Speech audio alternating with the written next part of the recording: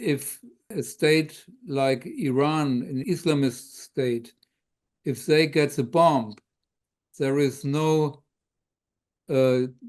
deterrence, because they don't love life, they love death. This is the slogan of the Islamist movement.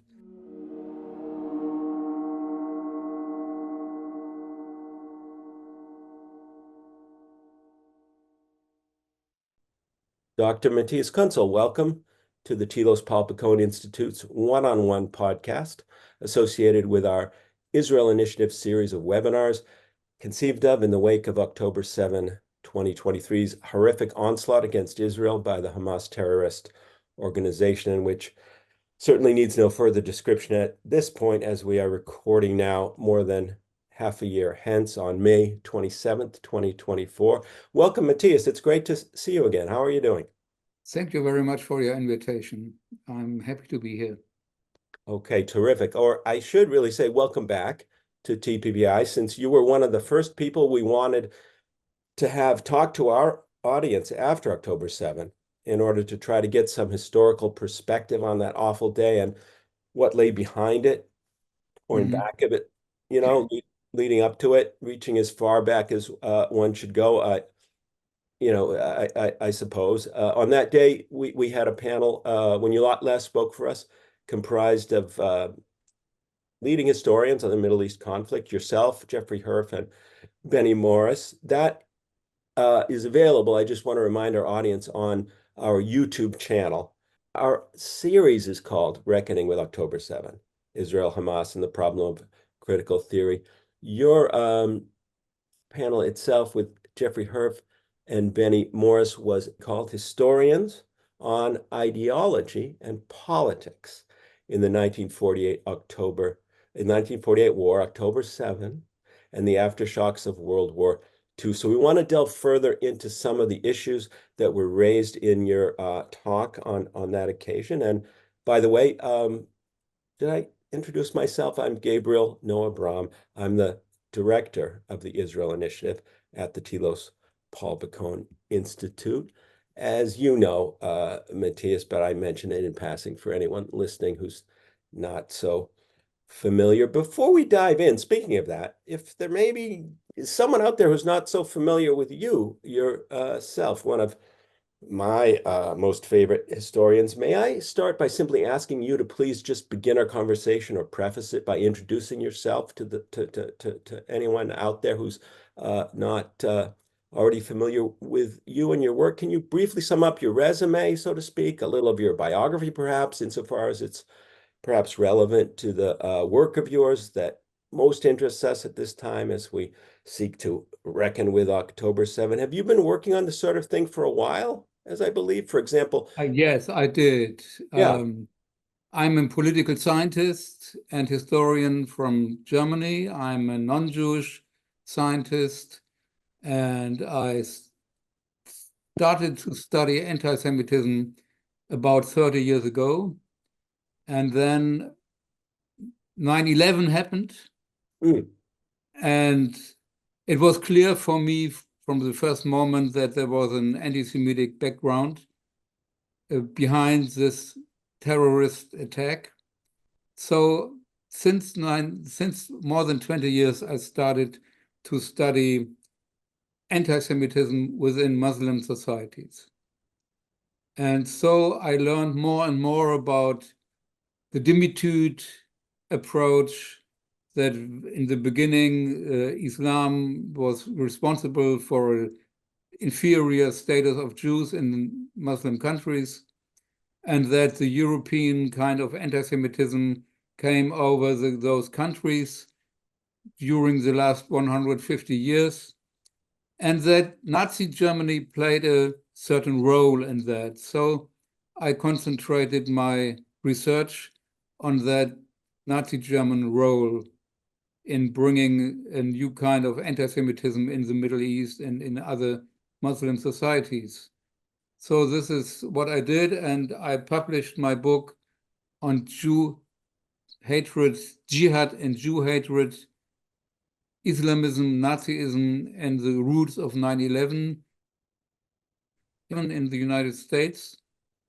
And it triggered an academic debate about the origins of anti-Semitism in the Middle East.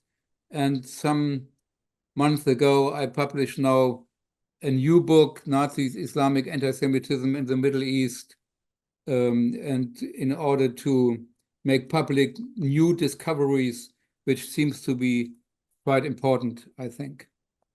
I think so, indeed. And we're about to get into those new discoveries. Speaking of your previous work for just a minute, I remember being so struck by your book following 9/11 and the debates that it inspired. And you know, there's one that still goes on to this day when I'm in Jerusalem, for example, if I'm talking with, say, journalist friends, it often, or academics, the topic will come up, how much is Middle Eastern anti-Semitism an import from Europe, and or how much is it indigenous? And well, frankly, some of my friends in Israel get a little perturbed, and they say we don't want to let B'nai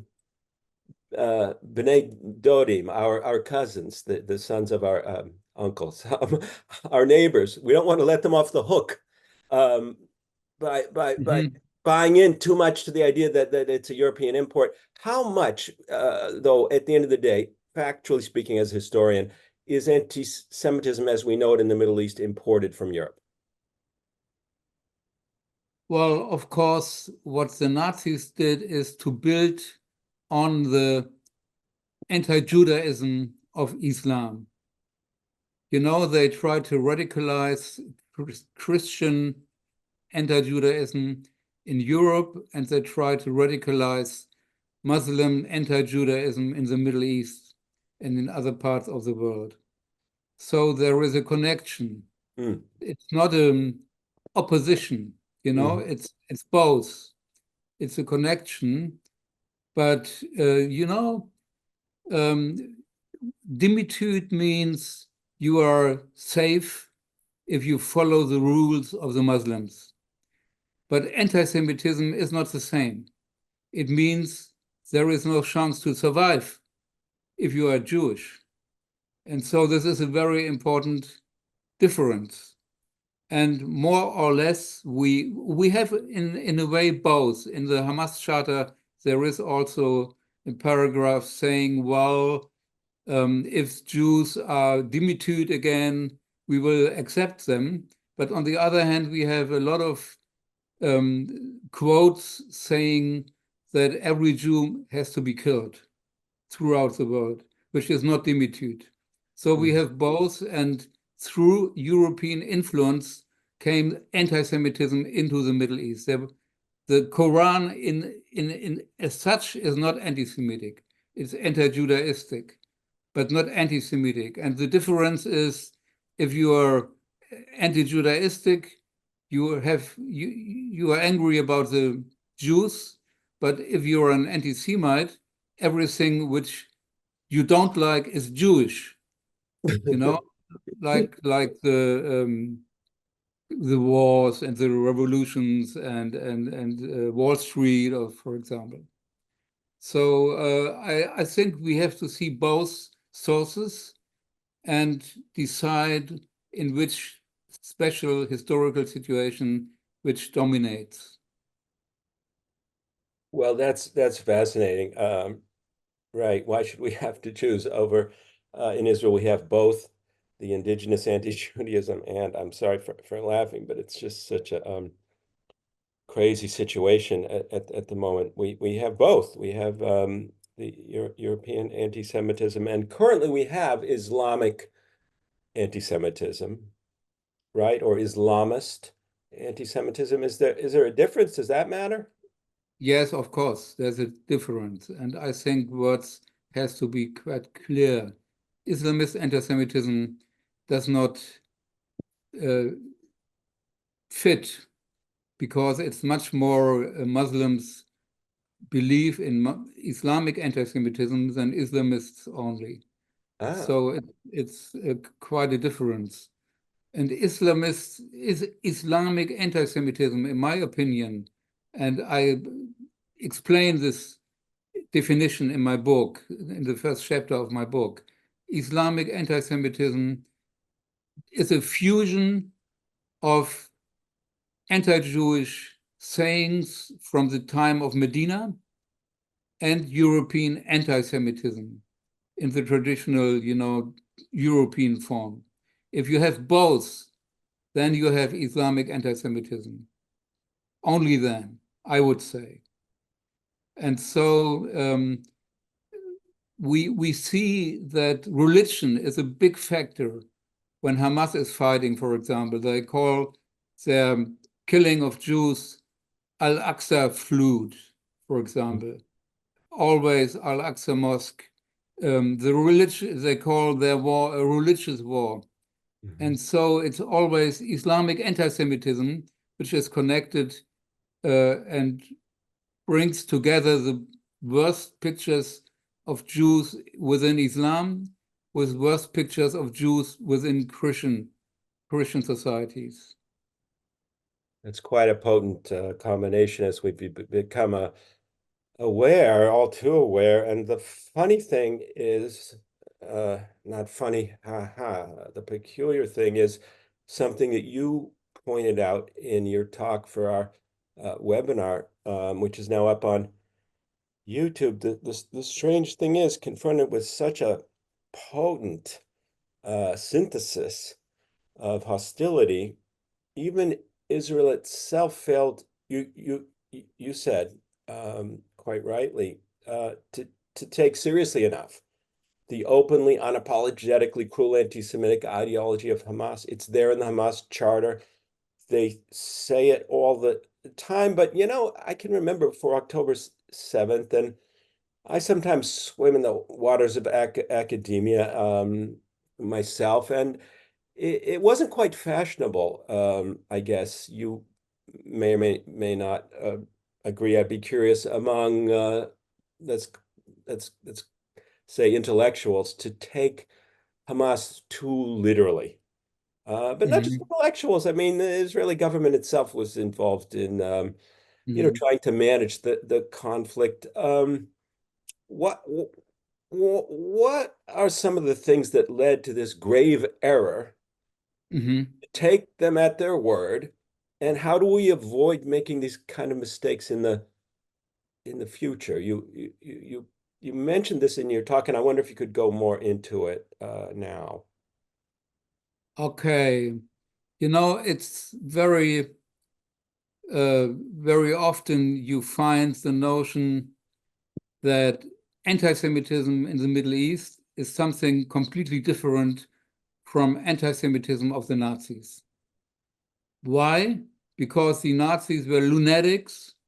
It was a lunatic idea about the Jews, while in the Middle East there are real Jews, there's real suppression, real repression. So people think anti-Semitism in the Middle East is caused by Jewish behavior. And then you can diminish it. It's not the real anti-Semitism, but it's a kind of regional, local affair. We can deal with it by having a better policy by Israel. If Jews behave differently, then the anti-Semitism will go away again. So this is the thinking. And it built on a misunderstanding what anti-Semitism is. Because normally in everyday life, we have the combination of cause and effect. In this case, Israel, the cause, anti-Semitism, the effect. This is the kind we try to think and to go through our life, cause and effect. But in the case of anti-Semitism, this does not fit, because in this case, there is no cause in Jewish behavior that affects anti-Semitism.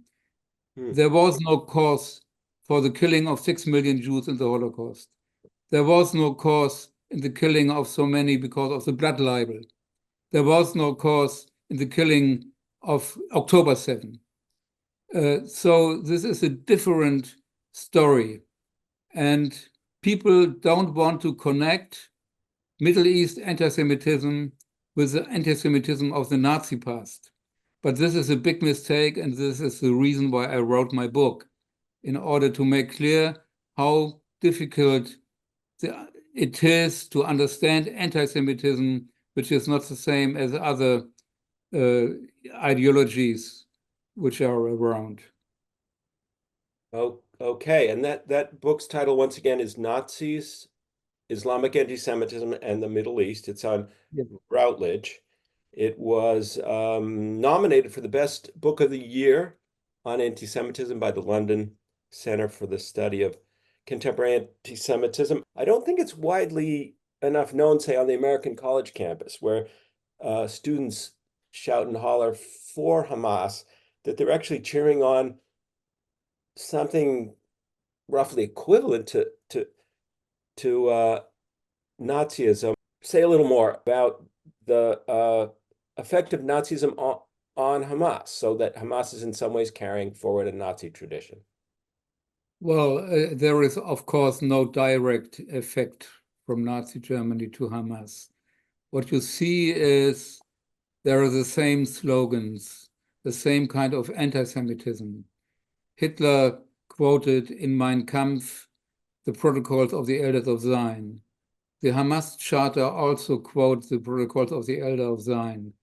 The Germans at that time always claimed that the Jews triggered World War I and World War II. Again and again with their radio propaganda in Arabic language. And exactly the same can you find in the Hamas Charter.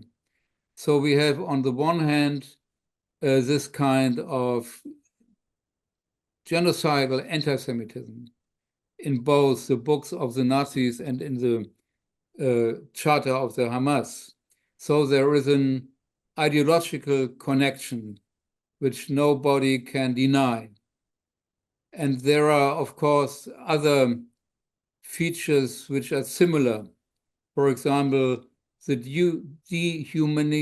dehumanizing of Jews before you kill them. You know, Hamas is saying Jews are apes or, you know, other animals. The Nazis talked about vermin. And so the dehumanizing effect is similar in both cases.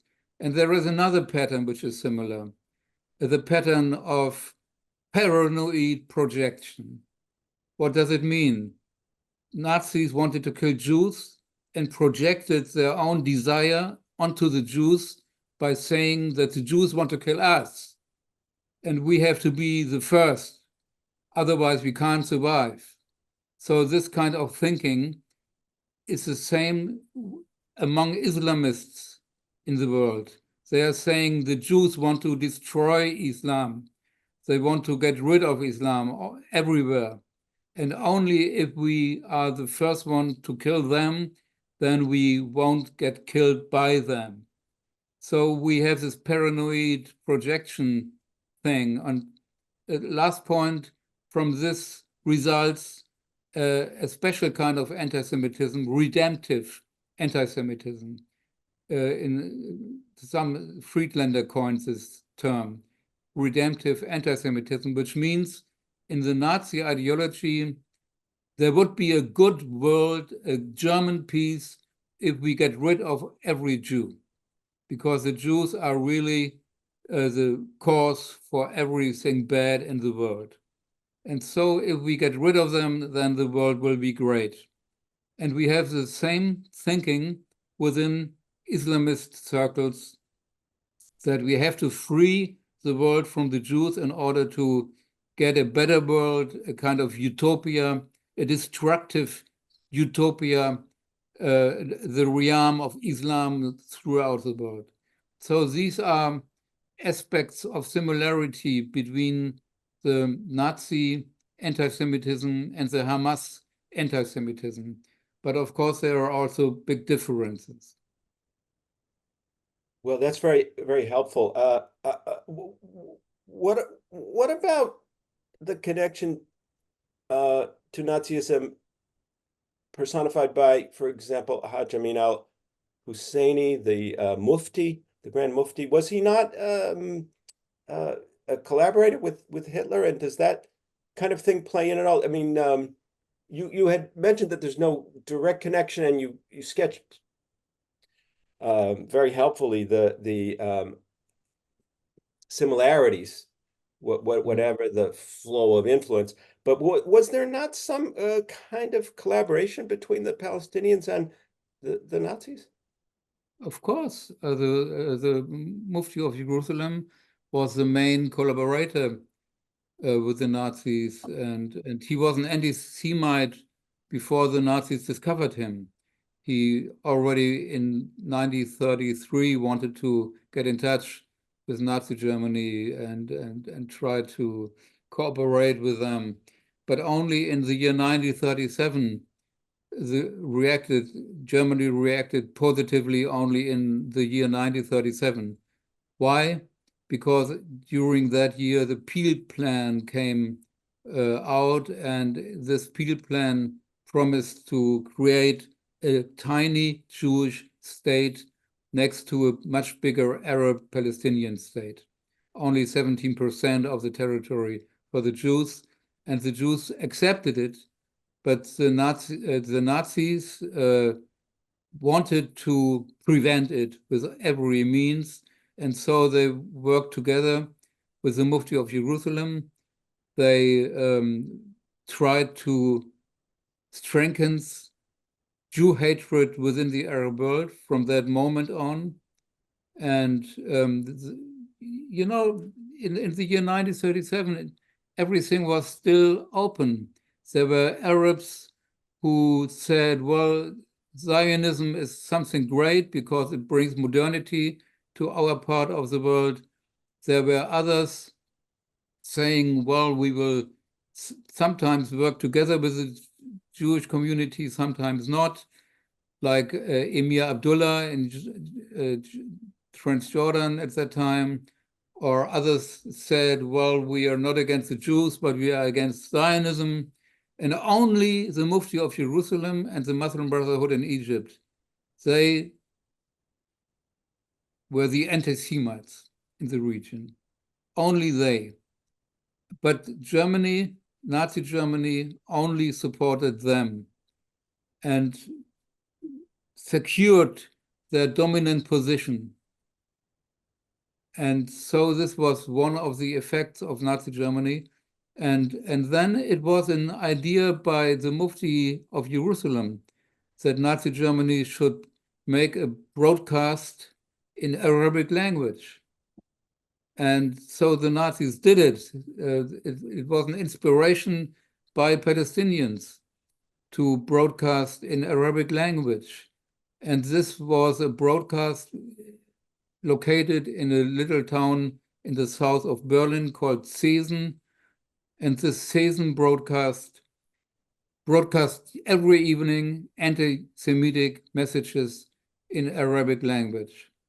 And it was popular in the Arab world because the Nazis took care that the programs were quite professional. Very important, famous speakers spoke there, not only the Mufti of Jerusalem, but also other famous speakers. It was good music. Every broadcast started with verses from the Quran. And so they tried to change the opinion of Jews throughout the region. And those broadcasts, I would say they were, Jeffrey Herf published the protocols, the manuscripts of these broadcasts, which is a very important book. What was In the name of his 2009. book? Was it important to you, his book? Yes, of course. Nazi Propaganda for the Arab World is the name of the book. It published in 2009. And he discovered all the manuscripts of the radio season propaganda, the Nazi propaganda for the Arab world, in English language, because the ambassador of the United States and Egypt translated the Arabic broadcasts into English and sent the protocols to Washington. And Jeffrey Herr found them and published this very, very important book. And so we know about the content of those broadcasts. And it was really rebel-rousing. It was so much against the Jews. And if you listen to this radio, it started in April 1939, and it finished in April 1945. So 6 years of barrage, of dirty anti-Jewish incitement. This changed the situation in the Muslim world, especially in the Arab world. And in my book, I say there is a before and an after. And because after those 6 years, the picture of the Jew changed considerably. Wow. So many issues addressed and so many issues raised. You talk about incitement over a period of 6 years, and I'm starting to see some real direct influence from Nazi Germany, from Europe to the Middle East, while it already had its own indigenous anti-Judaism. Nevertheless, the Mufti's role was significant. It's sometimes downplayed by people who want to push back on anyone who brings him up, but he was very significant and influential from what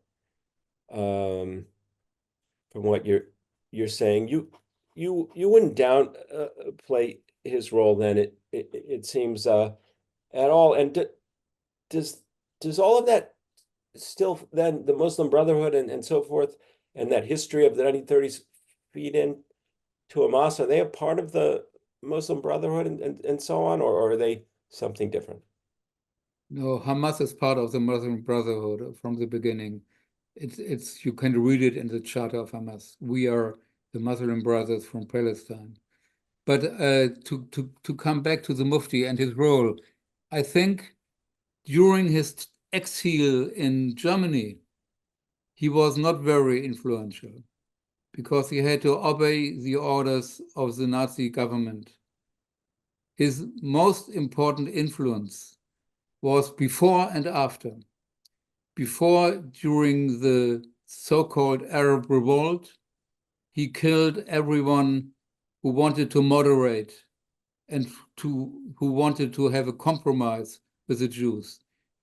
In the year 36 until 39, he was radical and really emptied the country of moderate figures of the Palestinian side. So this was cruel, it was heavy, and he was successful in preventing the very first two-state solution, the Peel Plan of 1937. This was the role of the Mufti, and he was successful. And then later on, after 1945, this was a big event that the Mufti was not accused and not judged for his crimes and his anti-Semitism and his crimes in the context of the Shoah. There was no trial against him, no legal trial against the Mufti of Jerusalem. And so he was able to come back to the Middle East and to continue exactly what he did before, to incite anti-Semitic slogans and to try to prevent a Zionist state from, becoming real. And so the Mufti was not, his most important time was not during the Nazi era, but before and after. This was very important and changed the history. Without the Mufti, the war of 1948 is not conceivable. So he was really responsible. Wow. Now that's a fascinating statement. Without the Mufti, the War of 1948 Yeah. is not I'm conceivable. not the only one who say this. For example, Hillel Cohn is an historian in Israel. He says the same. The Mufti was really he is a symbol for the connection between the war against the Jews in the Shoah and the Mm. war against the Jewish state some years later. Um, so in both Wow. cases, he was very involved and didn't change his position at all. And so, well, it was a scandal that he was able in 1948 to be again a very important big person. And there is no other, I don't know any other example of a guy who was extreme anti-Semitic and could continue this anti-Semitic work afterwards. How Others is had, he such an exception? Why did they let him off the hook? Why did they let him? What did he do? Escape? well, it was a kind of prominent prison ship in Paris. It was very easy for him to escape, in quotation marks. Yeah. There was France, no interest in detaining him. They didn't want to keep this guy under lock and key. well, the Muslim Brotherhood was already influential during those years. It was the beginning of the Cold War. And even the allies, France, Britain, United States, wanted to be good friends with the Arabs. And they had the fear that if they touched the Mufti, the Muslim Brotherhood would be able to incite Muslims and Arabs. And so they wanted to prevent that. It was an opportunism. Mm. Uh, it was a clear decision in favor of anti-Semitism and not in favor of fight against anti-Semitism. And that that's all a part of the history of the Muslim Brotherhood, which Brotherhood. Hamas remains a part of, which even the Turkish government, I think, is a part of. Who who all belongs to the Muslim Brotherhood, Well, by the way? Erdogan is very close to the Muslim Brotherhood. Mm. When Morsi, the former dictator in Egypt, died, they mourned in Turkey, and this is only one example. Mhm. And the background of Erdogan is very much close to the Muslim Brotherhood. And to go back to the year 1948, in this year, the Muslim Brotherhood had 1 million members. So during those years, it was the biggest anti-Semitic organization in the world. And this is also one of the reasons, the combination of the Mufti and the Muslim Brotherhood, they both were able to provoke the war against Israel in 1948. Okay, so this is very important. How then is it that the subtitle to your very important book, which is titled Nazis, Islamic Anti-Semitism in the Middle East, and subtitled, how is it that this subtitle is so accurate? The subtitle being the 1940 Arab War against Israel and the aftershocks of World War II. Can you say more about how the 1948 war, what we Israelis like to call our war of independence, by by the way, but it was nevertheless a war provoked by the surrounding nations that chose to invade the newly declared Jewish state, which is an interesting way to kind of fight for your independence. How is it that your subtitle is so interesting and meaningful? And is this appreciated? Well, we should talk about that in a minute. I'm going to ask you later about shortly about the reception of your work. I don't think this is widely understood, all of this that you're talking about. It's very impressive. And with the kind of public discourse in global civil society today, I wonder if it's widely enough understood what people are, defending when they, take up arms, so to speak, rhetorically, more or less against Israel, as so many are doing on college campuses and in the international community, so-called. But I guess we'll get to that in a minute. Forgive me. 1948 as an aftershock of the 1930s and 40s. Will you just say a little more about that?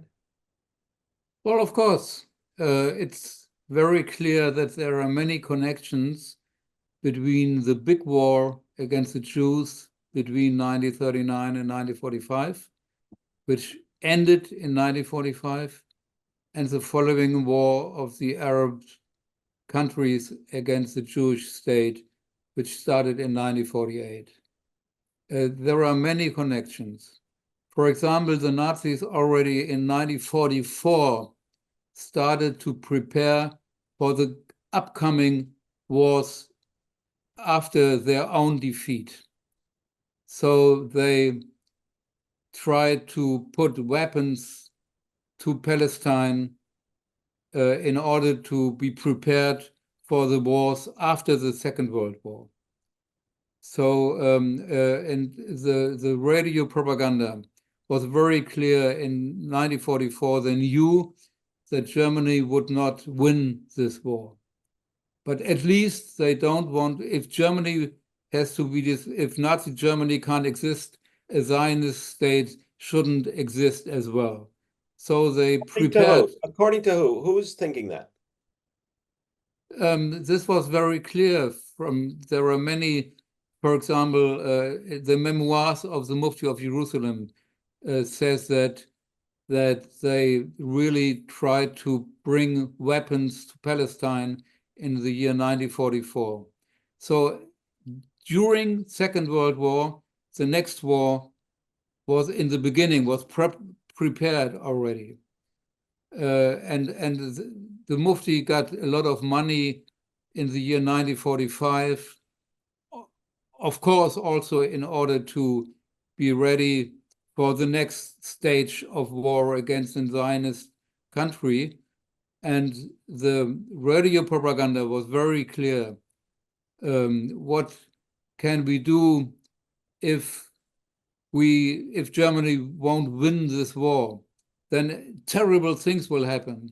And the Jews will get the country, and with the country, they will destroy Islam and Arab world completely. So this was a kind of incitement, genocidal anti-Zionism. We never can allow a Zionist, a Jewish state to come into being. And so we had this propaganda.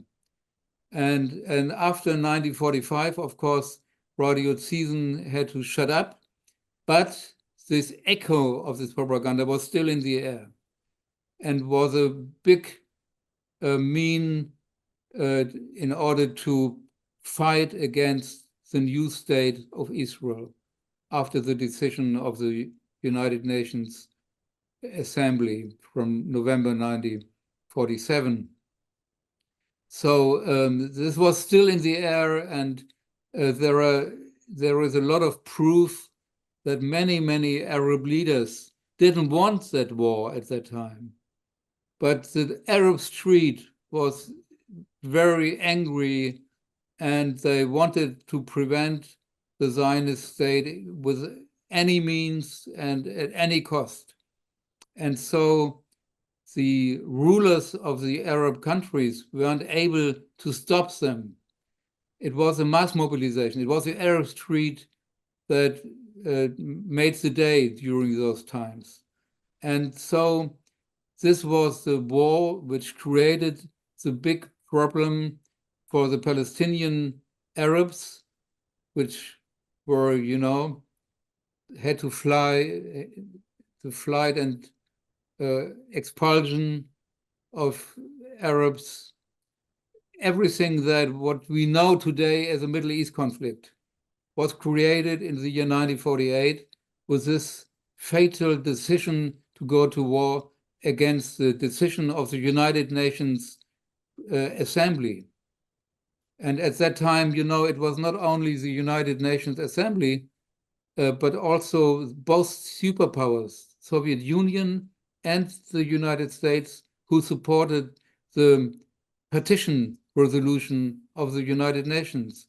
So, and many people throughout the world made demonstrations against the Mufti of Jerusalem, against the Nazi heritage during those years, but in vain. And so this was it's necessary to come back to this year 1948 in order to get more, information about the situation at that time. And it's exactly opposite to what the historiography of the PLO is saying. They say, well, the Israel provoked the war and so on and so forth. This is nonsense, of course, but it's very effective nonsense at the time being. So we need to discover the truth and tell about it. Well, that's the great virtue of your work, my friend. You are a light in the darkness, and I'm going to ask you about the reception of your work at a certain point. But for the moment, you seem to say that there was a paranoid a feeling, for lack of a better word, a kind of that leads to a kind of what psychoanalysts call a projective identification in the Arab street, as you call it, where as the Jewish state is coming into being, it's felt that the Jews want to wipe out the Arabs. Am I getting this right? And if I'm getting this right, it kind of brings us up to the present, because if that's the feeling, it seems to persist that what we have in the Middle East, but I want you to kind of comment on this, if not deconstruct it. It could look like what we have in the Middle East is two peoples, the Jews and the Arabs, as we say in Israel, but as the rest of the world says, the Israelis and the Palestinians, who have reason enough, it looks like to some people, to fear that the other one wants to wipe them out. Mm-hmm. I've heard that said quite a lot, actually. Mm-hmm. I know as an Israeli citizen what it feels like to think that the neighbors want to wipe you out. But frankly, we don't talk a lot about in Israel about wiping out the Arabs or the Palestinians. The Israelis were you know this as well as I do, and I think probably our listeners are familiar with the peace process. Were willing to take two states from 1937 forward up until the Oslo agreements and after. When fair-minded people say it looks like there's two people who are reasonably afraid of each other, Mm. massacring each other, and like, isn't that the problem? How would you respond? Well, that is not the problem, of course. It's the the claim that the Jews want to kill the Arabs or get rid of the Arabs is a construction, nothing else. It's a construction, and we know these kind of constructions because also the Germans, the Nazi Germans said, well, we have to defend ourselves against Prague, against Warsaw, against every enemy we have, because they all want to kill us. And then they went on and killed them. So this is a real construction, it's a projection, and we can't take it seriously. But on the other hand, the Arab camp is not, there is no homogeneity. You know what I mean? It's not. It's not homogeneous. Right. And in so far, it's important to study the situation of 1937 and study the situation of 1947. In both cases, we had two-state solutions, compromises, and there was a split among the Arab population. And people don't take care about how many were in favor of the partition resolution of 1937. The Nashashibi family, for example, but they were intimidated by the Mufti and the terror of the Mufti. And so we have no real overview about how many in that time already liked the two-state solution as a compromise, not because they loved the Jews, but they wanted to live in peace and make their living. And the same in 1947. It's not known today that all the rulers of the Arab world were not in favor of the attack against Israel, but warned against it because they knew the state of their troops, and they knew that they had no chance to be victorious against the Jewish people. And so we have to see those differences among the Arab world and in the history, and we don't see them today because they are so minimal. I don't know how many Arabs really, well, Palestinians are against Hamas. I know that a lot of Arabs, from the Gulf countries, for example, are against Hamas. Yes, with the Abraham agreements, which was an Israeli important Arabs step. also. Israel, 20% of Israelis are Arabs who are Yes, not overly fond of Hamas.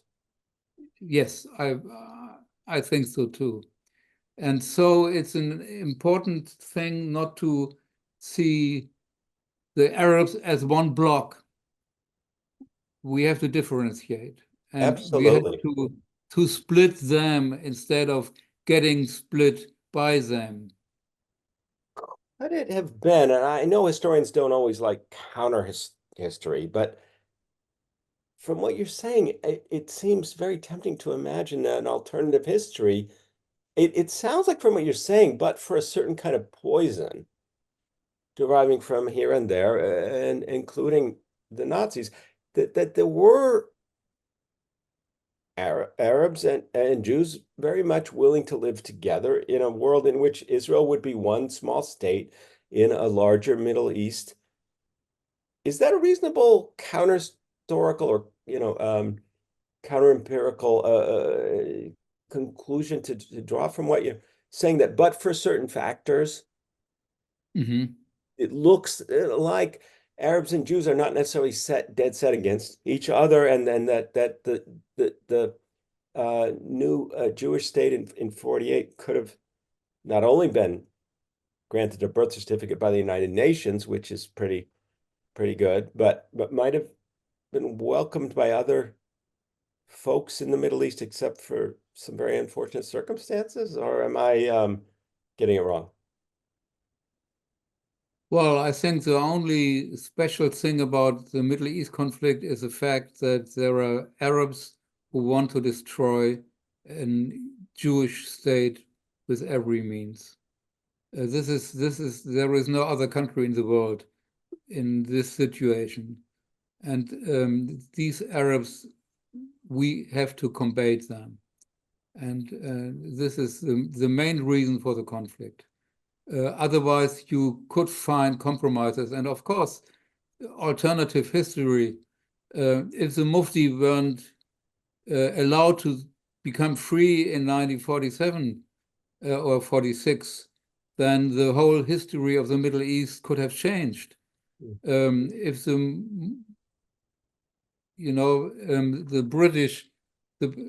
British authorities wanted to capture the Mufti already in 1937, but they failed to do that. If they were successful at that time, the whole history would have changed. I'm sure about that. And so you can really think about these alternative positions and learn from them. It depends on a couple of people sometimes what Wow. happens and what happens not. And so we need to be aware that there was always a section of the Arab world in favor of a kind of peaceful living side by side. Well, that's very impressive, given, of course, that was the Zionist dream as well. The hated Zionists wanted very much to be a part of the region, and to work together with their neighbors. But they were disappointed, and Yeah. today we have also some racists among the Israeli population and Ah, even in the government. So this is an after effect of the Hamas terror and the terror of other Arabs. But we have always to see the other side of the coin. you know, I can't help thinking of the American campus, the college campus. This seems like a leap, but for me, it's really not. When you describe this demonization of Israel in the Middle East, which again, I have to chuckle, having spent a good deal of my life in Israel. Um, I know what it's like, and I know what my fellow Arab Israeli citizens are like, and they're wonderful people, and I'm not so bad myself. But the demonization is incredible in the region, but it's also incredible on the American college campus of all places. Now, you're in Germany. Where are you tonight, by the way, Matthias? I live in the north of Hamburg, in the north Okay. of Germany. Okay. So from where you sit, with your deep historical knowledge of the demonization of Jews and of Israel, when you see the American college campus from Columbia University to, I think, to Stanford and Yale and so on, applauding Hamas, as we say in Israel, Hamas, um, what goes through your mind? I would say the situation in Europe is worse.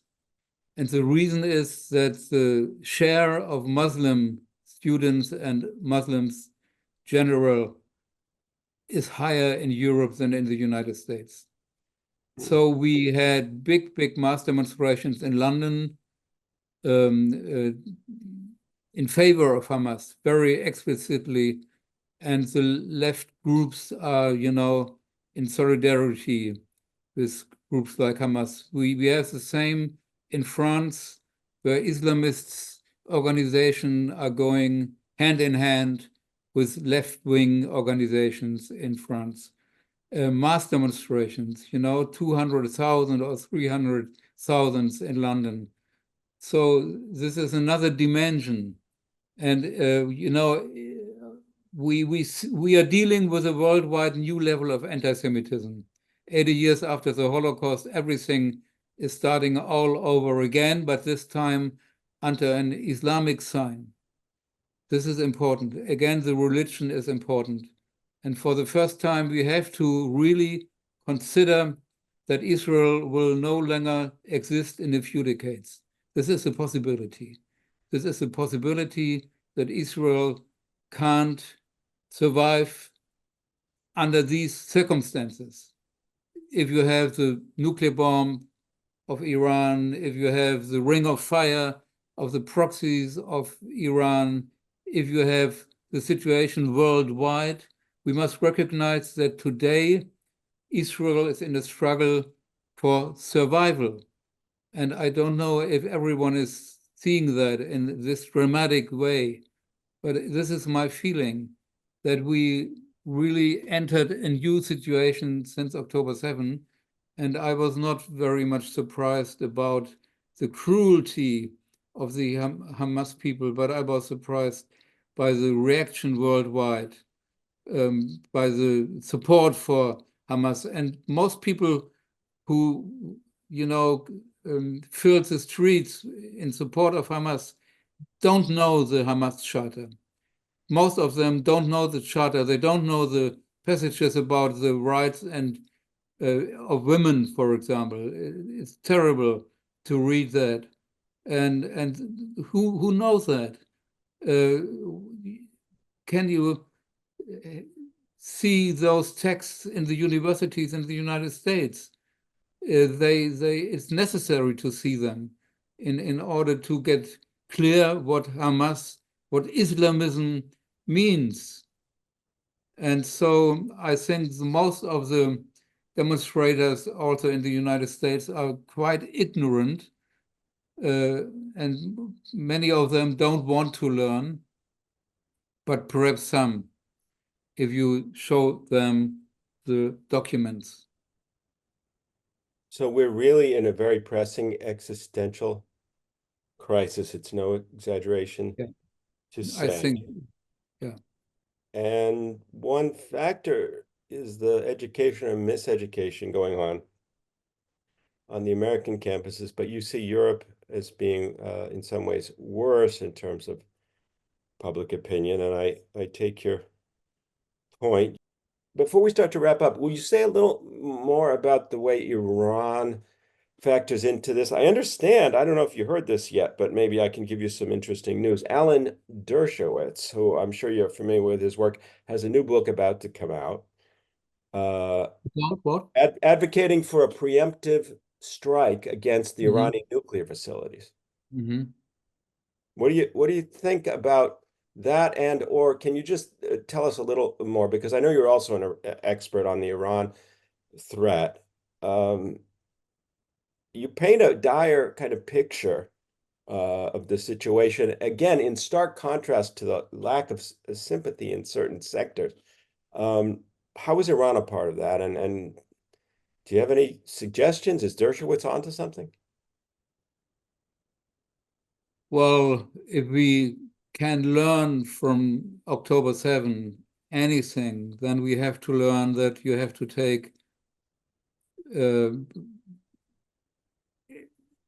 have to take seriously what those leaders are saying. It's not a joke that they want to extinguish Israel.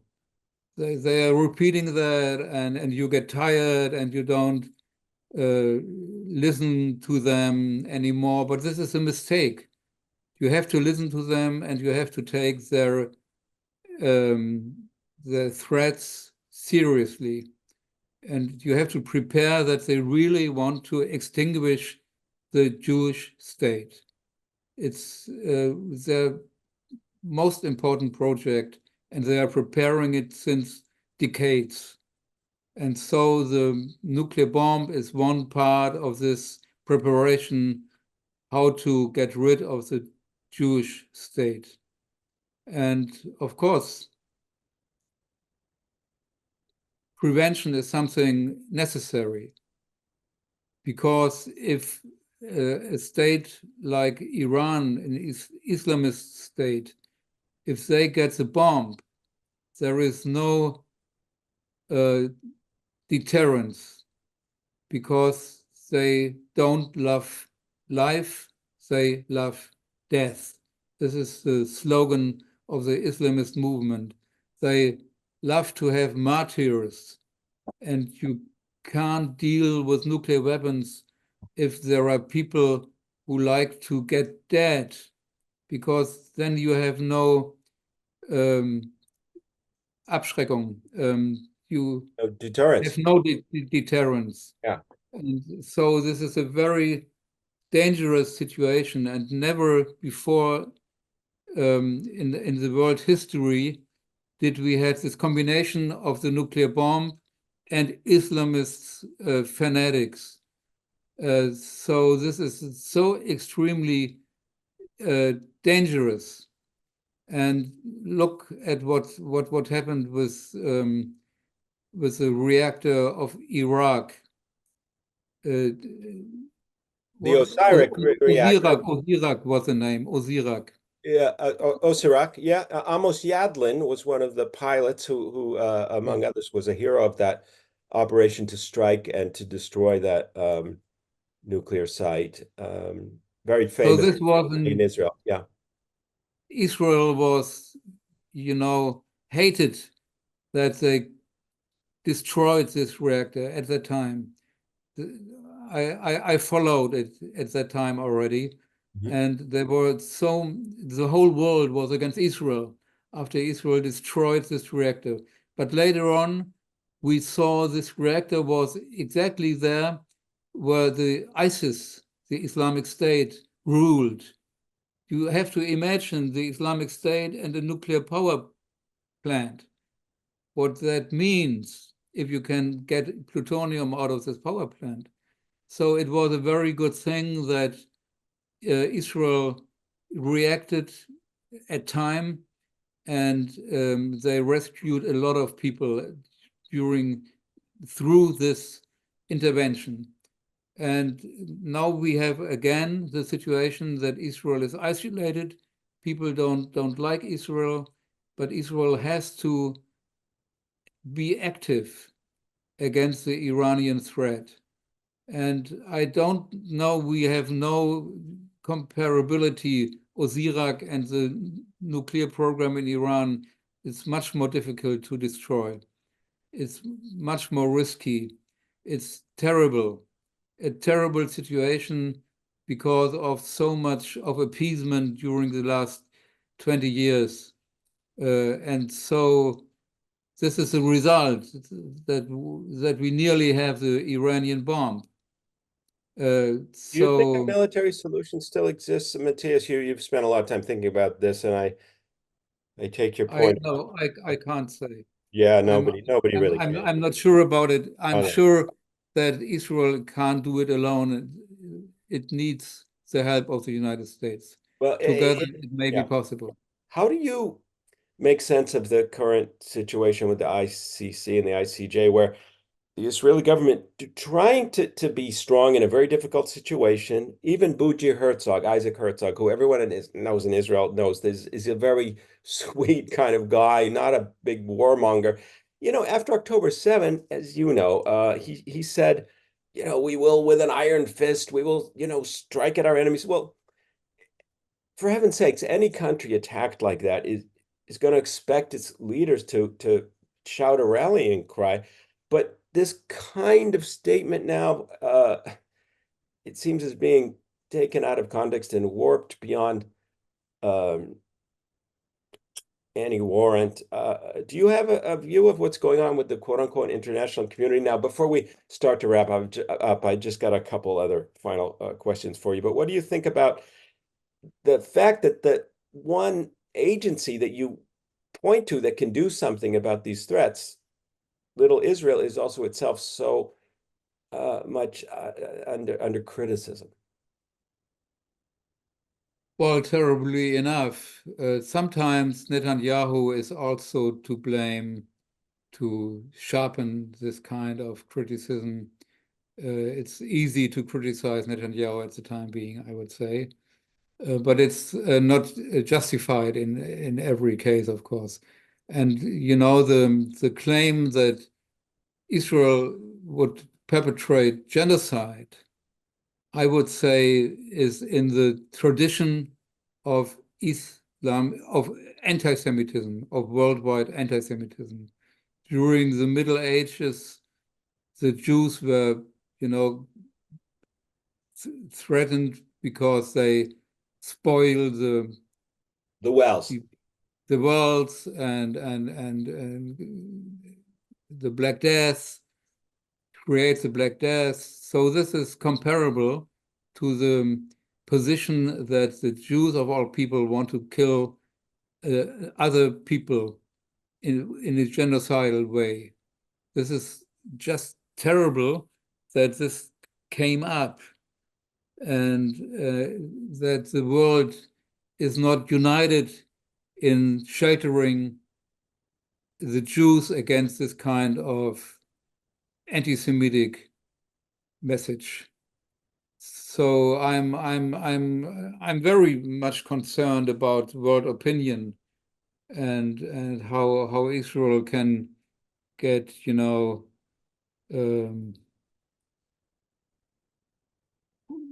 Some support, maybe, would be nice.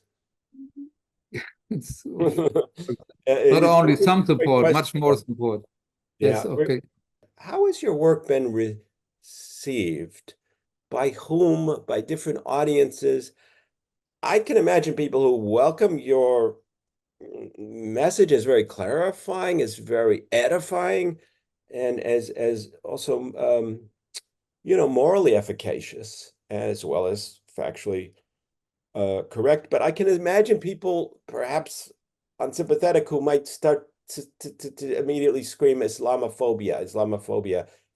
How has your work been received? Well, in Germany, my book came out in 2019, and this was the beginning of the pandemic. So it was difficult to make public events for the book. Last year, the English version came out, and I could present the book in London, which was fine.